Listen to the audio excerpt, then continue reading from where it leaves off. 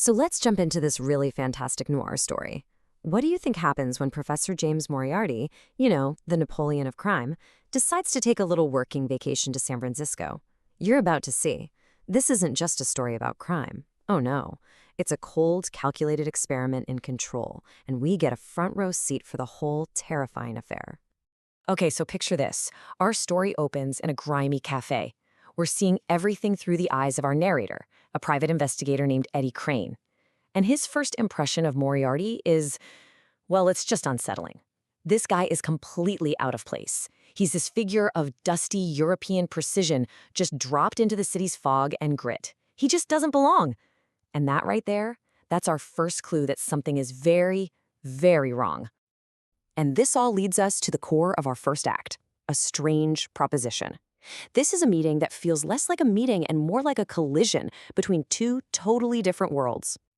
And wow, the contrast between them is just night and day. On one side, you've got Eddie Crane, your classic cynical PI, living on whiskey and bad coffee, trying to sound tough using lines he probably read in a magazine. And on the other side, you have Moriarty. He's like an academic ghost, way too clean for the room, and he speaks with this almost alien precision. They are polar opposites. So what does a criminal mastermind like this even want? Well, get this. He doesn't want a getaway driver or a hired gun. He wants an observer. He's here to conduct what he calls a reorganization of the city's crime, and he's willing to pay Crane good money just to watch. For a PI who's mostly used to finding lost cats, this is a whole new level of weird. Naturally, Crane asks, why me? And Moriarty's answer is just chilling. He wasn't picked for his skills or his reputation. Nope. He was chosen because some random guy at the station pegged him as desperate. Right from the get-go, Moriarty makes it crystal clear. He doesn't see Crane as a person. He sees him as a tool that's defined by weakness. Okay, so now we get to see how this whole thing starts to unfold. Moriarty's done talking. Now he's going to start demonstrating his terrifying brand of logic on the city streets. This is an experiment in crime. So, he takes Crane up to Telegraph Hill, high above the city. Moriarty has chosen this detached, almost godlike vantage point. He's not down in the muck with everyone else. He's observing from a distance, treating the streets and all the people in them like they're just pieces on a chessboard. And what they're watching isn't just a simple brawl, it's an equation. First, Moriarty sets the bait, a worthless crate that everyone thinks is valuable. Then, he engineers the collision. He makes sure 3 rival gangs show up at the exact same time. Then, he adds the catalyst, the police, arriving in precisely 6 minutes. And the result? Chaos. Rivals get eliminated, and one gang is left standing, a gang that is now completely under his control. And this right here, this perfectly illustrates the story's core conflict. Crane looks down from that hill and sees what any of us would see, a bloody, chaotic street fight. But Moriarty, he sees something else entirely. He sees order being created. He sees inefficiency being surgically removed. To him, all this violence isn't chaos. It's just a beautiful, solved equation. And this wasn't just a one-and-done kind of thing.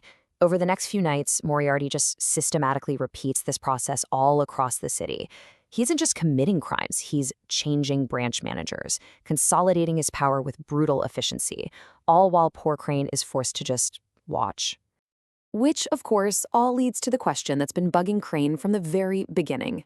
What is his purpose in all this? I mean, why does Moriarty even need an audience?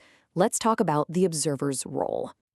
So after a few nights of watching this calculated mayhem, Crane finally has to ask. He feels like he's a piece in this game, but he has no idea which one.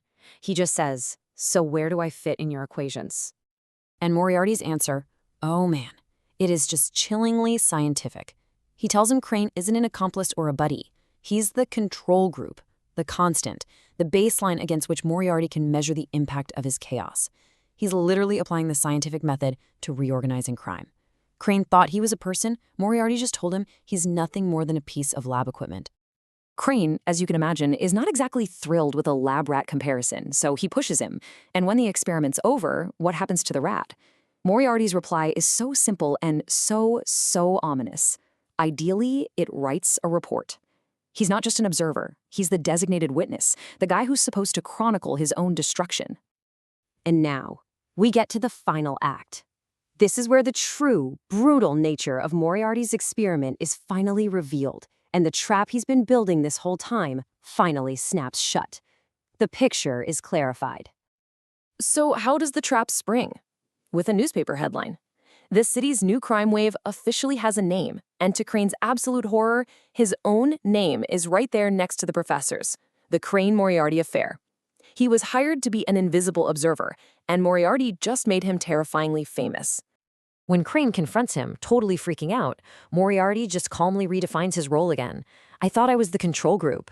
"You are," Moriarty says. "You demonstrate what happens to variables that fail to adapt." Basically, he's now the part of the experiment that proves what happens when you fail. He's the variable that's about to be discarded. And just listen to how devastatingly airtight Moriarty's logic is. Crane was always there. He took the money. The police, they need a local name with a real address to pin this whole thing on. And Moriarty himself, he's officially just a rumor with spectacles. As he asks Crane, who do you think the authorities are going to believe? The local PI with a record, or the ghost they don't even think is real? And that brings us to the end game. Moriarty delivers his final, cynical lesson as he gets ready to leave Crane to his fate. This is what we call the least believable truth. Moriarty offers this one final cold comfort. He says Crane is about to enter hell, but in his view, hell is just a system where you don't understand the rules. And in this new system of San Francisco crime, well, Moriarty wrote all the rules. It's just this profoundly cruel and intellectual way of damning a man. So right before he vanishes for good, Moriarty leaves Crane with one last instruction, a final twist of the knife that just perfectly sums up the story's cynical theme. And here it is, the punchline to the entire experiment. Moriarty tells him to tell the police the truth. Why? Because the actual truth that a European criminal genius came to town, reorganized the entire underworld in a week, and framed some local PI is so absurd, so utterly unbelievable, that no one will ever take it seriously. It is Crane's only defense, and it is completely useless. And just like clockwork, you hear the sirens. The police arrive. Crane is arrested, and as they lead him away, he's left with absolutely nothing but Moriarty's final, poisonous gift, a truth so strange that everyone will think it's a lie. Which leaves us with this final thought, right? Moriarty didn't just commit a bunch of crimes, he built a perfect story around them.